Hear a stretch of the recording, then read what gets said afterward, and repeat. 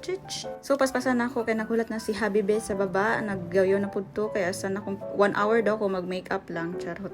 With kalo aron mahipos ang hair. Oh, mao ni nagdali mo aura pa man di ay oy.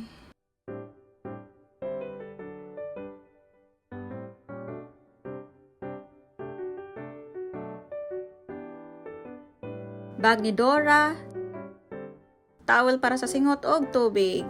See you sa gym.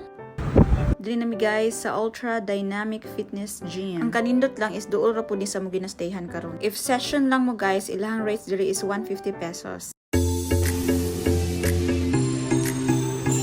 Napod sila spray disinfectant aron limpyo before ka mogamit sa lang equipments.